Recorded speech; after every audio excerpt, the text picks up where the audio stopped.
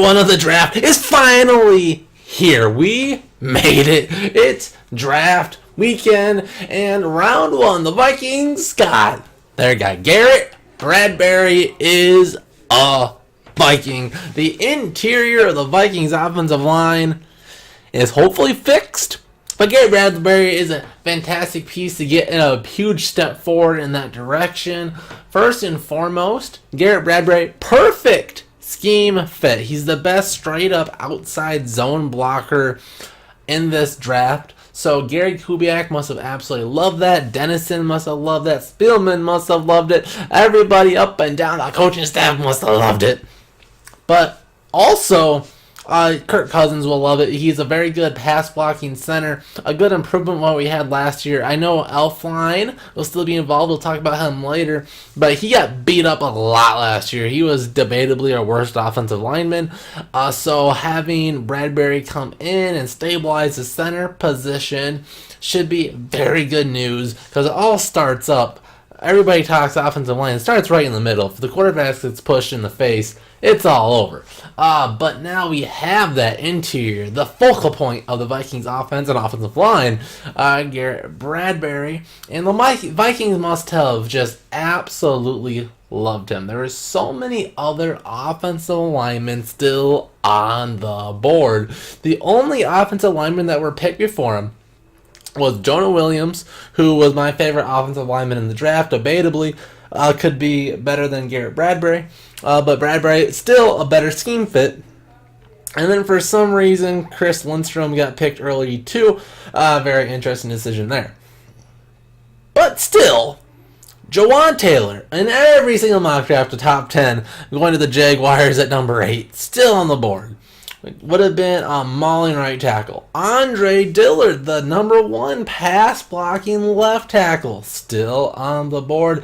Cody Ford, a guy that was projected to the Vikings very early on in all kinds of mock drafts, not on the board. So this is clearly the Vikings, for one, really caring about running the football. Bradbury's a much better run blocker than Andre Dillard, who I think would be the only feasible option. Jawan Taylor didn't make a whole lot of sense because he's a right tackle and the Vikings like Brian O'Neill stay over there.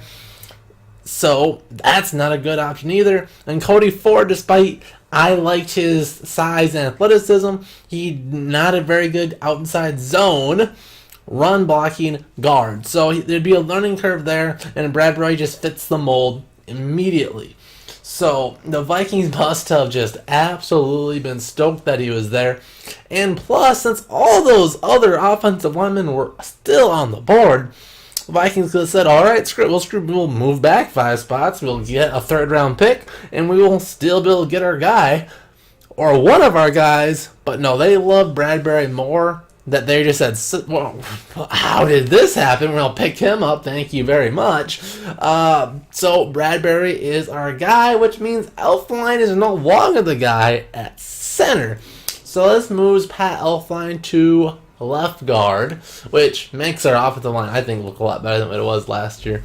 But Elflein's biggest flag that we saw, his first 2 years got very highlighted last year, especially against the Bears with Hakeem Hicks just absolutely throwing him around, was his lack of strength and lack of just getting hit out the ball.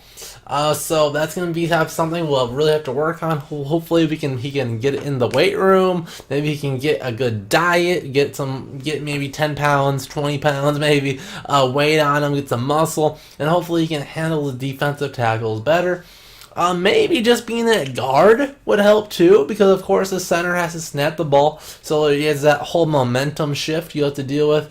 He might be able to get a little bit of a quicker step now at guard and be able to handle his defensive tackles better, and we'll see if our scheme with Kubiak will help Elflein maybe not have to worry about mauling down defensive tackles as much as he would on a straight ISO type run, straight ahead offensive line running style. So the biggest, we got a keeper in Bradbury. Now Elflein is much more of a red flag. He played guard in college as well as center, so we'll have to hope that transitions to good center play in the NFL after I think a solid rookie campaign with the Vikings, and then last year was pretty poor, even though he was coming off an injury. So hopefully Elflein handles that transition very well. So we can have our offensive line, left tackle Riley Reef. This might be his last year, but nevertheless. And then Pat Elflein, left guard. And now Garret Bradbury, center, Klein at right guard, and Brian O'Neill at right tackle. So some interior help is set up for the Vikings, but are the Vikings done? Like I said, there's still a lot of offensive linemen on the board. I could see one of these projected first-round guys slide into the second round. Maybe a guy the Vikings might want to trade up to get.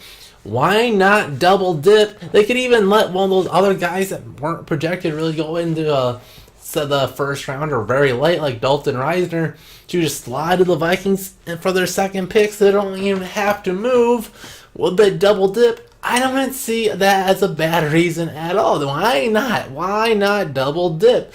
If I think Reisner is a solid, very solid tackle, and he can play anywhere too. So, his versatility right off the bat's like, you know what? You probably won't be starting this year, but he'd be the best backup on the team. I know Rashad Hill got pushed around a lot. And you'll probably be starting left tackle next year, unless they want to move O'Neill there. You can play right tackle, whatever.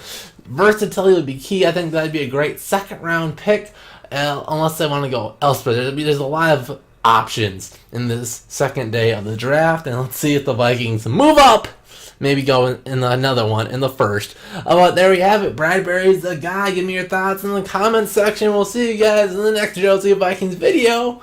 We should have a video like this for tomorrow. See you guys then.